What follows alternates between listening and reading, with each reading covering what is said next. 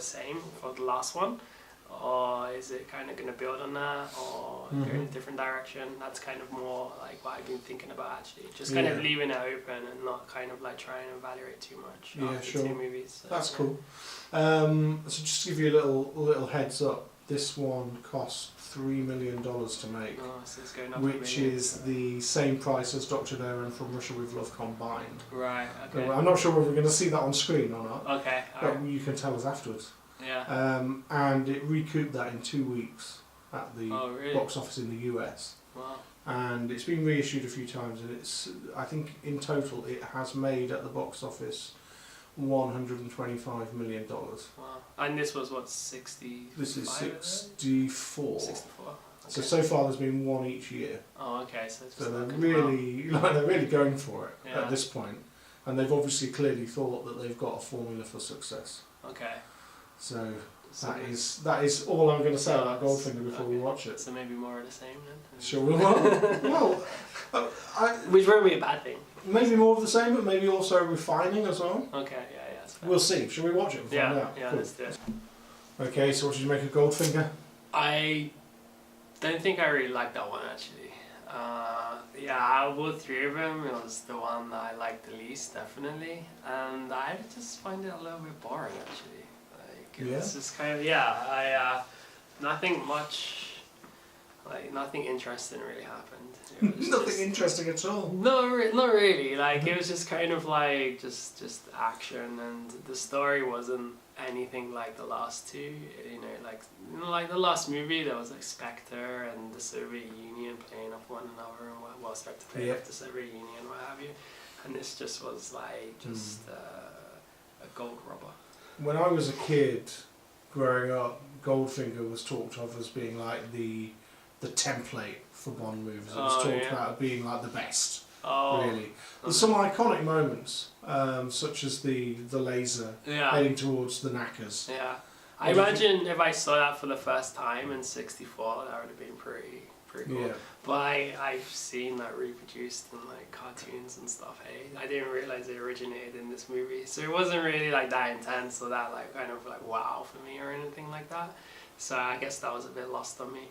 But I suppose the fact that they've kind of come back and been used in other films and in other things is important, right? Yeah, definitely. Yeah. It's had an impact. Yeah, definitely. Yeah. What did you think to the opening thing, the opening scenes before the theme tune and everything? Yeah, so again, kind of opening up with a bit of action. I didn't think it was as good as the last one though. The last one was kind of got you thinking what's going on here, and it kind of sets the story up. Whereas this one just seemed almost like a cameo kind of This is almost like Bond having a previous mission. It's right. Like the end of a mission that we haven't really seen it's much just of. kind of thrown in there, whereas the last one was actually in play. And I think that kind of again set the tone for the movie, that this is just kind of going to be an action movie, which is fine, but I thought the other 2 were better. Did you like him getting out of his scuba gear and a bit ridiculous. Yeah, I found that a little bit ridiculous. The way he was, I felt like he was definitely in suits way more this movie than the last 2. Kind of very dapper looking all the time and everything. Mm-hmm. They toned down a little bit on the one-liners, which I was into, but still, a few of those. I don't think the one-liners are as good in this as they were in the previous. No, not as memorable. Well, they only really started in From Russia With Love. Right. I think they're good in that. Yeah. This is a little bit cheesier and a little bit. They don't really hit the mark, I don't think. No, they don't. They are flat. Yeah, definitely. Yeah, maybe. Yeah, because I can only remember there being a few of them. But maybe there was more. Just kind of. What did you make of Goldfinger as a villain? I was kind of okay with him being a villain. Kind of didn't really know where he was where he was from. His accent was all over the place. Yeah. He was. Yeah, it was kind of fine. I thought he was, nothing kind of I don't know if I'm really gonna put him down as a great villain like Joker or anything, but okay, he served his purpose, I guess. Yeah, and you mentioned no Spectre involvement. Yeah, no Spectre involvement, so that kind of just got dropped. It was just kind of this. I don't know. I guess is it even a spy movie? I don't know. Like kind of it's just right. It was just. Is it a spy movie? What is it? Yeah, that's what kind of what left me feeling. It was just kind of like an action movie, and then kind of his role with women was was more than a little uncomfortable. Like right from the opening scene where he just throws the woman in front of the punch or whatever it was, and it's kind of like, whoa, what's going on here? He's supposed to be chivalrous and all this stuff, and he's kind of it comes across really like forceful and rapey. And, What did you make of Pussy Galore then? I mean, it's got this idea now of kind of a Bond girl. Yeah, I kind of liked her actually. For the most part, like kind of being a pilot and then kind of being her own person, like betraying Goldfinger at the end. She's a bit more kick-ass than the Russian woman. She has more agency outside of James Bond, right? And I like that. Apart from obviously right at the end when she kind of loses all that almost. But yeah, definitely like stronger, which was cool. I thought she was great actually. Got another classic henchman. Yeah. Job with the hat. Yeah, wasn't as dynamically as the last one. No. But kind of. Yeah, he again served his purpose, but just didn't really bring anything, kind of. Yeah. But that's quite a nifty hat, though, right? That's quite. Yeah, it was. Cool. Kind of. Yeah. He's got his own gadget. Yeah, he's his own undoing in the end. It's kind of funny just as. And we saw in the early scenes, Q was back giving Bond the car. And they had a little bit of interplay, so he got his gadgets. You mentioned in the previous, after watching the previous film, that you thought that there would be more scenes like that. Yeah. So you were probably expecting for Bond to get gadgets at the beginning, weren't you? Yeah, and you're kind of waiting for him to come up. Yeah. And then he has kind of his boss, and then he flirts with her secretary, and he gets his gadget. Yeah. I guess that's kind of a mainstay now in the Bond movies, that was cool. And then it was. We kind of talked about it. It was a little more kind of British, overtly British, I think. Oh, this is the thing you don't like. Yeah, in the values. Yeah, I mean, kind of using British companies is one thing, like Schlesinger and Dunlop and like what have you. Colonel Sanders came up as well. That's true in the States. Yeah, it did. But I think just kind of like you picked up on like the scenes of the movie and like kind of what they did playing golf. Stuff, it's kind of like upper middle class British kind of lifestyle and dress as well, right? It's just kind of and how he was being snobby with his alcohol and wine being a particular temperature and whiskey or whatever they were drinking and that. I don't think we had that in the previous two, did we? No, we didn't. The first movie he kind of mentioned martini, like shaken not stirred, and it was a vodka martini. He didn't specify vodka in this movie, but they're kind of pushing that more. I guess so. He's kind of I guess. But it adds something, doesn't it? The fact that he seems to know more about that kind of stuff than his boss, who is clearly more upper class than he is. Right? Do you think that adds an interesting tension between the two of them? Maybe. Maybe. It's just a tension I don't care for. I think. You're going to enjoy the next few films. Okay. Well, the rest of them, really. Really? Maybe. We'll see. We'll see. But it just left me confused. Like, is this kind of like a spy movie, or is this just kind of an action movie? Well, it's a good question. There wasn't a great deal of espionage, but there was espionage elements to it. Yeah. Like the gadget in the car of, the GPS and being able to track people and stuff is pretty cool for its time. I mean, that's really forward thinking. Yeah. And you can imagine an intelligence agency trying to kind of create that kind of thing. Yeah. Well, they did. That's why we've got GPS, right? Exactly. Yeah. US government. So it's quite ahead of its time, maybe. Yeah, it is. I guess so. I guess the story just didn't have as much depth. Are you worried about where this format is going then? A little bit.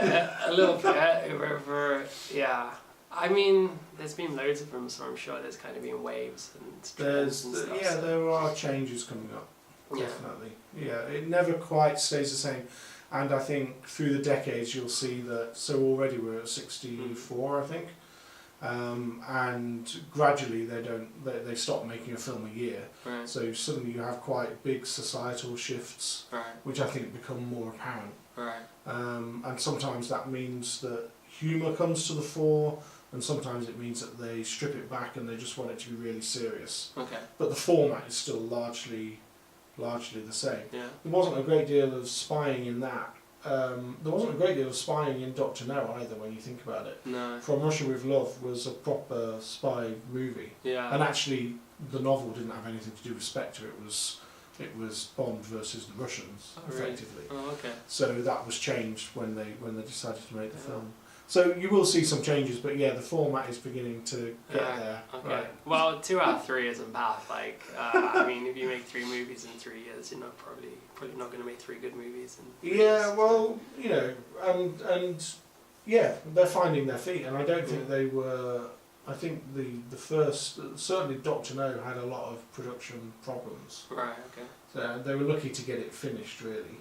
And you know, they obviously, because it was successful, they had a bigger budget then, which helps. And the next film's going to have a much bigger budget, and it's going to be the first one to be done in proper CinemaScope widescreen and so on and so forth. So that's cool. I think it might be $9 million. Wow. Going up from 3, so it's like serious. But we'll talk about that next time. Yeah. I just wanted to ask you about the music as well. Like you mentioned the incidental music when we were watching it. Yeah.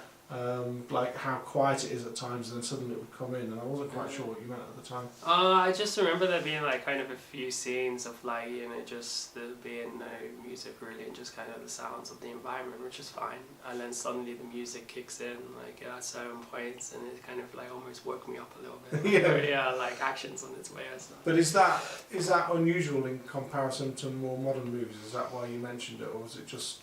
I just found it a little jarring. It was just a little clumsy. That's all it was. It's like, it's fine if people want to do that. It was just, I don't think the sound guy got any awards for this movie. I'd be very surprised if. And what about the theme song? Have you heard that before? Yeah, the brass. I couldn't quote the lyrics or anything, but like the brass definitely, like that kind of hook. That's another kind of iconic thing, isn't it? Really, I think that theme song and the laser beam bit are kind of like you can kind of like, if you play those things to most people, people will say James Bond. Right. They know instantly what that kind of is. Well, I will now. Well, now you know what other people are talking about. Yeah, exactly, yeah. I had no idea that laser originated in James Bond, so that's pretty cool. But you've seen it everywhere. Yeah, loads of times. But it's copied quite a lot. Yeah. So what did James Bond actually do in that? Not a whole lot, apart from get captured and attempt to send a message to Washington, which didn't happen because old mate got crushed to death. And he just got caught really, didn't he? And then kind of went along for the ride and just kind of interjected a few places here and there. Well, he didn't even defuse the bomb at the end. No. He couldn't even do that. And it got diffused on his number as well. He got, that was a stroke of luck. Yeah, he got the credit for not doing anything. And then again, at the end when he was... He killed Oddjob. Yeah. And then, but then at the end they even kind of admit that, hey, like when he's going on the plane to go to the president, see the president, and he's like, you know, why am I getting congratulated or whatever, and the other guy's like, we know you didn't do anything or whatever. It's kind of true, he didn't. He gets to go to the White House. Yeah, and he really didn't do that much. No. Apart from getting captured and try and hit on all the women that was around him. So what we'll find is that Bond films have a different mood, even if the format is pretty much getting to the point where it's kind of solidifying. Yeah, which is fine. Like the format in the last movie was fine, but Bond was just not like, didn't have any traits that I really enjoyed. Like quite frankly, like it just. Right. Okay. Well, we'll wait for Thunderball and see what you think of that then. All right. Yeah. Let's do it.